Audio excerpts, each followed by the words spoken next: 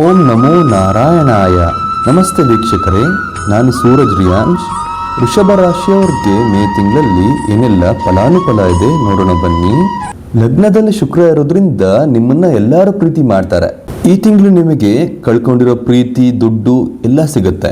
ಈ ತಿಂಗಳು ಪ್ರಕೃತಿ ನಿಮಗೆ ಒಳ್ಳೆ ಪಾಠಗಳನ್ನ ಕಲಿಸ್ಕೊಡುತ್ತೆ. ನೀವು ಬೇರೆಯವ್ರಿಗೆ ಸಹಾಯ ಮಾಡಿ ಯಾವುದೇ ನಿರೀಕ್ಷೆನ ಇಟ್ಕೋಬಾರ್ದು. ಬೇರೆ ಜನಗಳು ನಿಮ್ಮನ್ನ ಯೂಸ್ ಮಾಡ್ಕೋತಾರೆ, ಆದ್ರೆ ಬೇರೆಯವರು ನಿಮಗೆ ಸಹಾಯ ಮಾಡಲ್ಲ. ಹಾಗಂತ ನೀವು ಬೇಜಾರು ಮಾಡ್ಕೋಬೇಡಿ. ದೈವ ಅನುಗ್ರಹ ಯಾವಾಗ್ಲೂ ಕೂಡ ನಿಮ್ಮ ಮೇಲಿರುತ್ತೆ. ಉದಾಹರಣೆ ತಗೊಂಡ್ರೆ ಶ್ರೀಗಂಧಕ್ಕೆ ತೈತ ತೈತ ಸುಗಂಧ ಎಲ್ಲೆಡೆ ಹರಡುತ್ತೆ. ಆ ರೀತಿ ನಿಮ್ಮ ಕೀರ್ತಿ ಪ್ರತಿಷ್ಠೆಗಳು ಕೂಡ ಹರಡುತ್ತೆ. ಈ ತಿಂಗಳು ನಿಮ್ಮ ಮನಸ್ಸನ್ನ ಹತೋಟಿಲಿ ಇಟ್ಕೋಬೇಕಾಗತ್ತೆ. ಮನಸ್ಸು ಚಂಚಲ ಆಗೋ ಸಾಧ್ಯತೆ ಇದೆ. ಎಲ್ಲಾ ವಿಚಾರದಲ್ಲೂ ನಿಮಿಷಕ್ಕೊಂದೊಂದು ಬುದ್ಧಿ ಚೇಂಜ್ ಆಗ್ತಿರುತ್ತೆ. ಹಣಕಾಸಿನ ವಿಚಾರದಲ್ಲಿ ಬರಬೇಕಾಗಿರೋ ಹಣ ಬರೋ ಸಾಧ್ಯತೆ ಇದೆ. ಆದ್ರೆ ಈ ತಿಂಗಳು ಕುಟುಂಬಕ್ಕೋಸ್ಕರ ಖರ್ಚು ಹೆಚ್ಚಾಗೋ ಸಾಧ್ಯತೆ ಇದೆ. ನೀವು ಮಾತಾಡದೇ ಇದ್ರೆ ಎಲ್ಲ ಸರಿ ಹೋಗುತ್ತೆ. ನಿಮ್ಮ ಆರೋಗ್ಯದಲ್ಲಿ ಮನಃಶಾಂತಿ ಇರಲ್ಲ. ಬೇರೆಯವರ ಬಗ್ಗೆ ಕೆಟ್ಟದನ್ನು ಯೋಚನೆ ಮಾಡಬಾರ್ದು. ಇದರಿಂದ ನೀವು ಮಾನಸಿಕವಾಗಿ ಕುಗ್ಗೋಗೋ ಸಾಧ್ಯತೆ ಉಂಟು. ನಿಮ್ಮ ಕುಟುಂಬದಲ್ಲಿ ಏನಾದರೂ ಕೋರ್ಟ್ ಕೇಸ್ ಇದ್ರೆ ಅದು ಉಲ್ಪಣ ಆಗೋ ಸಾಧ್ಯತೆ ಉಂಟು. ನಿಮ್ಮ ಕುಟುಂಬದವರು ನಿಮ್ಮನ್ನು ಒಬ್ಬರನ್ನೇ ಕರೆದ್ರೆ ನೀವು ಯಾವುದೇ ಕಾರಣಕ್ಕೂ ಹೋಗಬೇಡಿ. ಆಸ್ತಿ ವಿಚಾರಕ್ಕೆ ನಿಮಗೆ ತೊಂದರೆ ಕೊಡೋ ಸಾಧ್ಯತೆ ಇದೆ. ನಿಮಗೆ ಶತ್ರುಗಳಿಂದ ಈ ತಿಂಗಳು ತೊಂದರೆ ಇದೆ, ಹುಷಾರಾಗಿರಿ. ನಮ್ಮ ತಾಯಿ ಆರೋಗ್ಯದಲ್ಲಿ ಎಚ್ಚರಿಕೆ ವಹಿಸಿ. ಕಾಲು ನೋವು, ಹೊಟ್ಟೆ ನೋವು ಈ ರೀತಿ ಸಮಸ್ಯೆಗಳು ಬರ್ಬೋದು. ನಿಮಗೆ ಮನೆಯಲ್ಲಿ ನೆಮ್ಮದಿ ಇರಲ್ಲ. ನೀವು ಒಬ್ಬರೇ ಇರೋದಕ್ಕೆ ಇಷ್ಟಪಡ್ತೀರಾ. ನೀವು ಬೇರೆಯವ್ರ ಚಾಡಿ ಮಾತನ್ನ ಯಾವುದೇ ಕಾರಣಕ್ಕೂ ಕೇಳಬಾರ್ದು. ನಿಮ್ಮ ಬಂಧು ಮಿತ್ರರು ನಿಮ್ಮ ಕುಟುಂಬದ ಮೇಲೆ ಏನಾದ್ರೂ ಚಾಡಿ ಹೇಳ್ಬೋದು, ಅದನ್ನ ನೀವು ಕೇಳಬಾರ್ದು. ಇದರಿಂದ ನಿಮ್ಮ ಕುಟುಂಬದಲ್ಲಿ ಜಗಳ, ನೆಮ್ಮದಿ ಕೆಡಬಹುದು. ಎಚ್ಚರಿಕೆ ವಹಿಸಿ. ಕೇತು 4ನೇ ಮನೆ ಇರೋದ್ರಿಂದ ವಿದ್ಯಾರ್ಥಿಗಳಿಗೂ ಅಷ್ಟು ಒಳ್ಳೇದಲ್ಲ. ಕೇತುವಿಂದ ನಿಮ್ಮ ವಿದ್ಯೆ ಮಧ್ಯಕ್ಕೆ ಕಟ್ಟಾಗೋ ಸಾಧ್ಯತೆ ಉಂಟು. ನೀವೇನಾದ್ರೂ ಫೇಲ್ ಆಗಿದ್ರೆ ಖಂಡಿತವಾಗ್ಲೂ ಪ್ರಯತ್ನಗಳನ್ನ ಮಾಡಿ. ಮತ್ತೆ ಎಫರ್ಟ್ ಹಾಕೋದ್ರಿಂದ ಮುಂದೆ ಪಾಸ್ ಆಗೋ ಸಾಧ್ಯತೆ ಉಂಟು. ನಿಮ್ಮ ಲಾಭ ಸ್ಥಾನದಲ್ಲಿ ಕುಜ ಹಾಗೂ ಶನಿ ಇರೋದ್ರಿಂದ ನೀವೇನೇ ಕೆಲಸ ಮಾಡಿದ್ರೂ ಕೂಡ ಲಾಭಗಳಾಗತ್ತೆ. ವ್ಯಾಪಾರ ವ್ಯವಹಾರದಲ್ಲಿ ಅಭಿವೃದ್ಧಿ ಅಂತಲೇ ಹೇಳ್ಬೋದು. ಹೊಸದಾಗಿ ವ್ಯಾಪಾರ ಮಾಡೋರ್ಗೂ ಕೂಡ ಈ ತಿಂಗಳು ಶುಭ ಅಂತ ಹೇಳ್ಬೋದು. ಅದನ್ನು ನೀವು ಅರ್ಥ ಮಾಡ್ಕೊಂಡು ಒಳ್ಳೆಯ ಆಪರ್ಚುನಿಟಿನ ಕಳ್ಕೋಬೇಡಿ. ಈ ತಿಂಗಳು ಏನಾದರೂ ನೀವು ಇನ್ವೆಸ್ಟ್ಮೆಂಟ್ ಮಾಡೋದು ಆದರೆ ತುಂಬ ಹುಷಾರಾಗಿರಬೇಕು. ಶೇರ್ ಮಾರ್ಕೆಟ್, ಗ್ಯಾಂಬ್ಲಿಂಗ್ ಈ ರೀತಿ ಏನಾದರೂ ನೀವು ಕೆಲಸ ಮಾಡೋದಾದರೆ ತುಂಬ ಹುಷಾರಾಗಿರಿ. ಹಣನ ಕಳ್ಕೊಳ್ಳೋ ಸಾಧ್ಯತೆ ಉಂಟು. ಸಾಫ್ಟ್ವೇರ್ ಫೀಲ್ಡಲ್ಲಿರೋರಿಗೆ, ಪೊಲಿಟಿಷಿಯನ್ಸಿಗೆ, ಇನ್ನಿತರರ ಕಂಪ್ಯೂಟರ್ ಸಂಬಂಧಪಟ್ಟಂತೆ ಕೆಲಸ ಮಾಡೋರಿಗೆ ತೊಂದರೆಗಳು ಹೆಚ್ಚಾಗತ್ತೆ.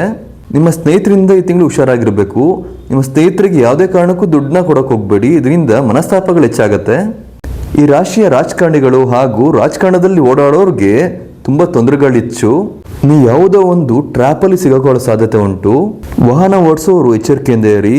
ವಾಹನ ಅಪಘಾತಗಳು ಆಗೋ ಸಾಧ್ಯತೆ ಉಂಟು. ಯಾರಿಗೆಲ್ಲ ಮದುವೆ ಆಗಿರಲ್ಲ ಅವ್ರಿಗೆಲ್ಲ ಮದುವೆ ಆಗೋ ಸಾಧ್ಯತೆ ಇದೆ. ಲಾಭಸ್ಥಾನದಲ್ಲಿ ಕುಜ ಇರೋದ್ರಿಂದ ಎಲ್ಲ ಒಳ್ಳೇದಾಗತ್ತೆ.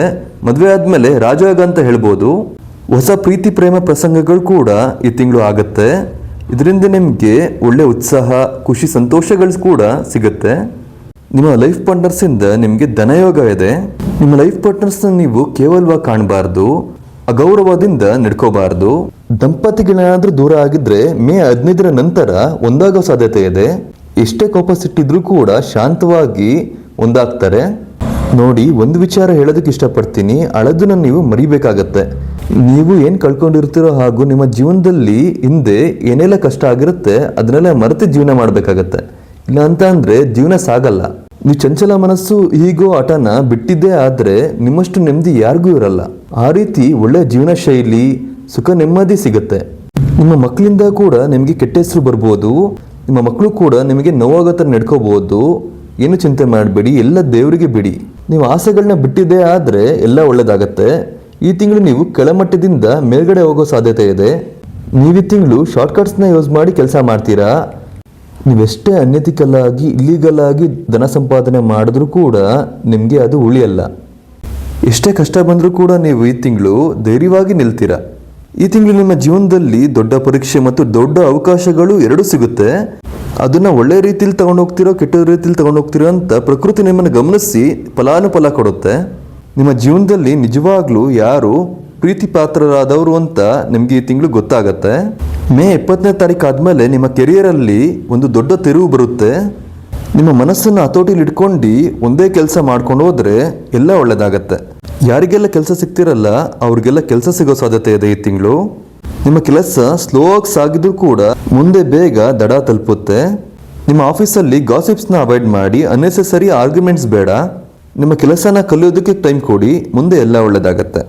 ಪ್ರತಿ ಶುಕ್ರವಾರದಂದು ಹೆಣ್ಮಕ್ಳಿಗೆ ಚಾಕ್ಲೇಟ್ ಕೊಡಿ ಹಾಗೂ ಮನೆಯಲ್ಲಿ ತುಪ್ಪದ ದೀಪ ಹಚ್ಚಿ 6 ಅಡಿಕೆ ಮತ್ತು 1 ಕಲ್ಲಿದ್ದಲನ್ನ ವೈಟ್ ಪೆಟ್ಟಿಗೆ ಕಟ್ಟಿ ನಿಮ್ಮ ದಿಮ್ ಕೆಳಗಡೆ ಇಟ್ಕೊಳ್ಳಿ.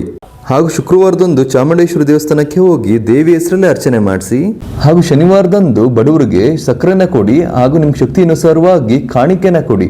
ಏನೇ ಸಂಕಷ್ಟಗಳಿದ್ರೂ ಈ ತಿಂಗಳು ಪರಿಹಾರಗಳಾಗತ್ತೆ.